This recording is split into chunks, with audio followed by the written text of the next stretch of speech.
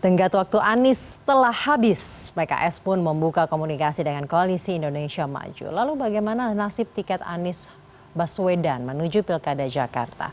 Akan saya diskusikan bersama dengan Direktur Eksekutif Parameter Politik Adi Praitno. Selamat malam Mas Adi. Selamat malam. Mas Adi, Kabar, Mbak? Baik, Mas Adi, semoga juga dalam kondisi yang baik dan sehat ya Mas ya.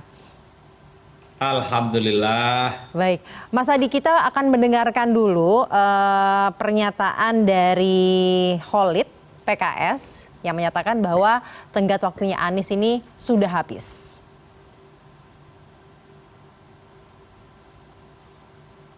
Belum ada progres, belum ada dukungan yang sifatnya ofisial yang bisa kita pastikan, sehingga konsekuensinya menimbulkan ketidakpastian terhadap prospek pasangan aman tersebut. Ya. Jadi ketika kita melihat prospek pasangan aman ini kemungkinan tidak bisa berlayar, sehingga PKS menyiapkan backup plan dengan kerangka kerja yang kedua.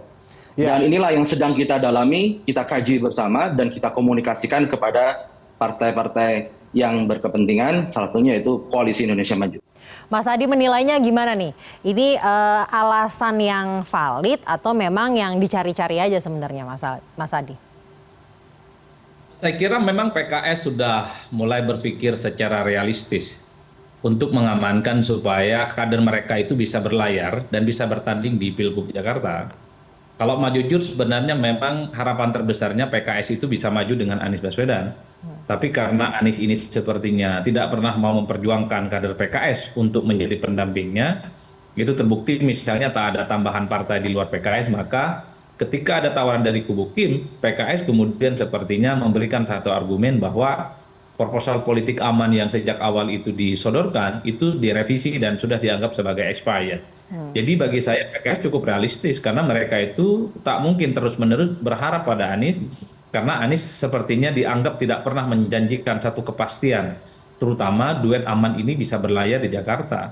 Oleh karena itu, ketika pernyataan elit PKS seperti Khalid misalnya, malam hari ini kita dengarkan, ya ini sebagai salah satu bentuk bahwa mereka sebenarnya sudah tak tertarik lagi bergabung dengan Anies Baswedan. Anies dianggap tidak jelas, Anies dianggap sudah tak ada faedahnya, dan sangat mungkin kalau kita mendengar statementnya elit PKS itu bahwa dalam hitungan waktu mungkin PKS akan segera mengumumkan dukungan politiknya ke Ridwan Kamil, kubu Kim, yang saya kira memberikan kepada PKS posisi yang cukup terhormat, yaitu sebagai calon wakil gubernur untuk bertanding di Jakarta. Artinya pernyataan Khalid ini bagi saya mengkonfirmasi bahwa sebenarnya akan terwujud Kim Plus di Indonesia, bukan hanya PKS yang bergabung, tapi ada PKB dan ada juga Nasdem.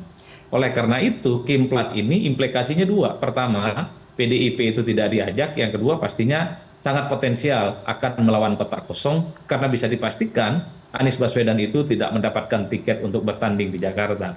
Saya kira di situ konteksnya, Mbak. Baik, Mas Adi, tapi kalau misalkan dalam waktu dekat ini Anies mencoba untuk memperjuangkan hal tersebut, apakah masih ada kemungkinan atau berapa persen kemungkinannya bahwa PKS tidak akan mencabut dukungannya? Secara normatif di atas kertas, kalau misalnya belakangan ini Anies agresif dan ngotot mencarikan partai tambahan kepada PKS, sepertinya sikap PKS melunak ya.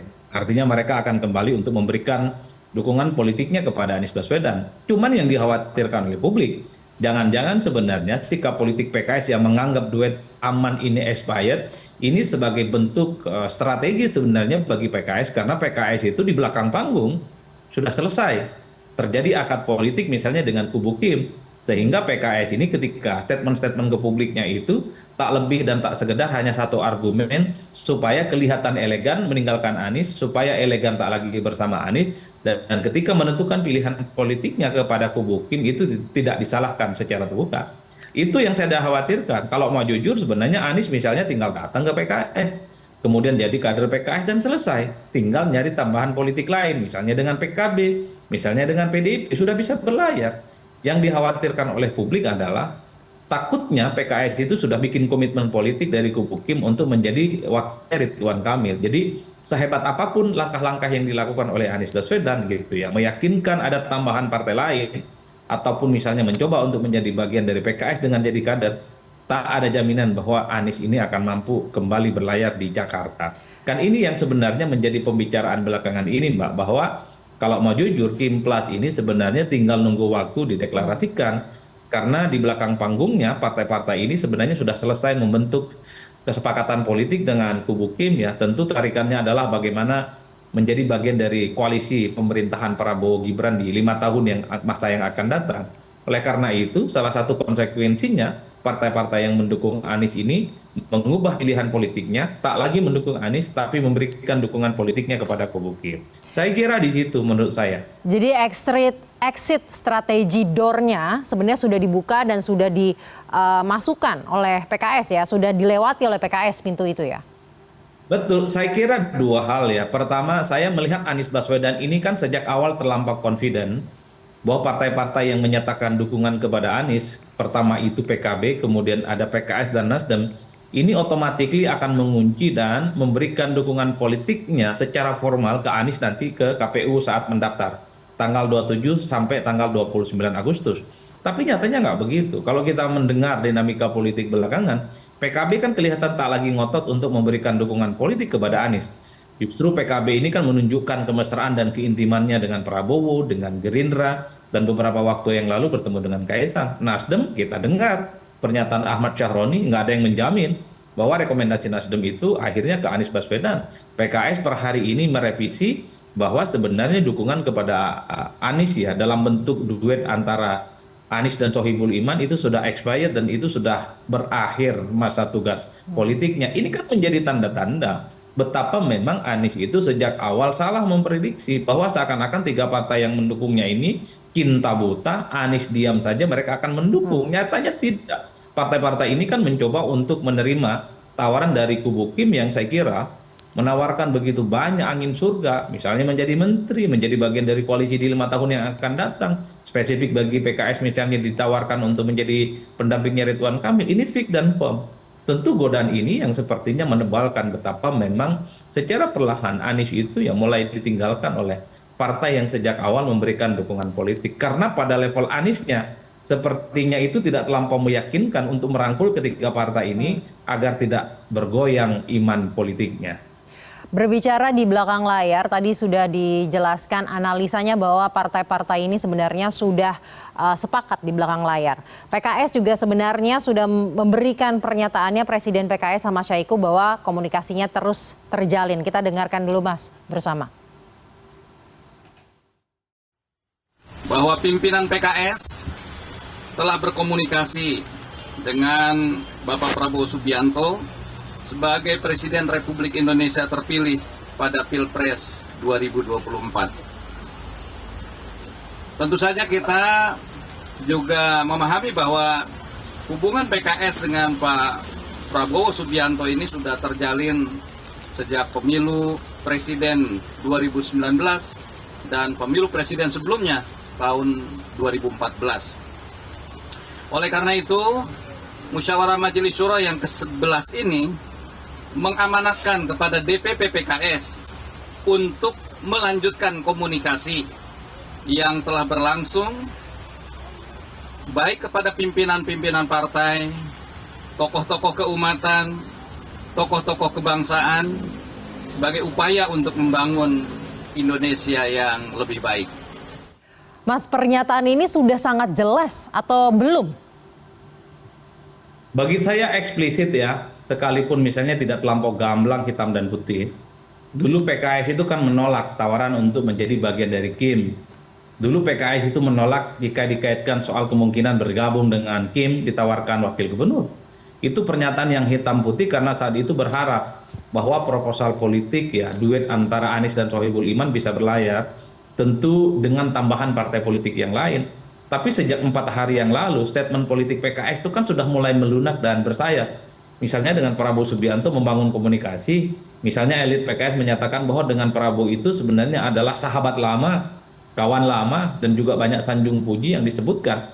Ini kan semacam oase, di mana memang ada perubahan sikap politik dari PKS setelah ada isu wacana soal Kim Plus, di mana sudah akan muncul duet antara Ridwan Kamil dengan sosok dari kader PKS yang disebut dengan S atau inisialnya S.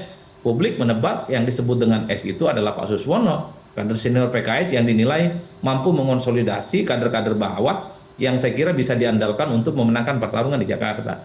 Jadi bagi saya pernyataan dari Presiden PKS Pak Ahmad Saihu ini kan mempertebal satu sikap politik PKS yang secara perlahan sudah mulai berubah. Coba kita roasting satu persatu.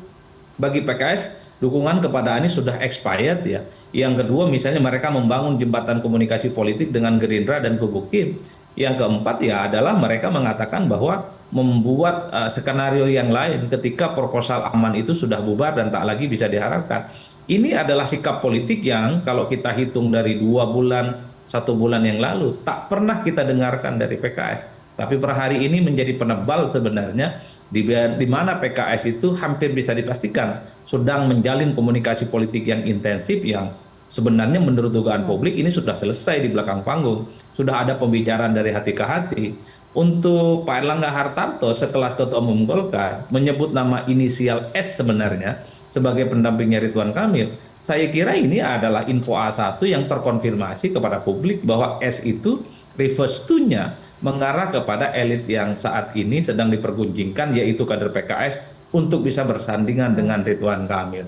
Jadi saya kira jalan bagaimana PKS sebenarnya menuju ke Kubu Kim ini sudah sangat terang benderang dan sangat terbuka. Kalau tidak salah tanggal 20 Agustus ini PKS akan segera mengumumkan secara serentak kepada siapa mereka berkoalisi, kepada siapa mereka itu akan memberikan dukungan politiknya, termasuk misalnya akan menyebutkan kader-kader mereka yang bertanding di kabupaten, provinsi, dan kota, dan duet termasuk yang ada di Jakarta akan segera diumumkan. Itu informasi yang disampaikan oleh PKS secara terbuka.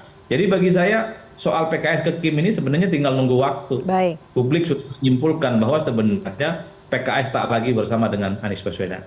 Baik, jika memang tiket Anies ini kadaluarsa, tiket Anies ini hilang begitu ya. Yang penting jangan sampai kotak kosong lah nanti lawannya ya, Mas Adi. Berbicara kotak kosong, salah satunya yang kita bisa harapkan memberikan calon adalah PDIP. Nah, ini hot topic juga, tapi saya tidak akan berbicara topik mengenai PDIP dan pencalonannya di Jakarta, namun topik yang lain yang juga lagi hangat yaitu hubungan Joko Widodo dengan Megawati Soekarno Putri. Namun saya akan bahas ini lagi nanti dengan Mas Adi Prayitno, tetap bersama kami. Usai jeda akan kami bahas lebih dalam, tetaplah di Pilihan Indonesia.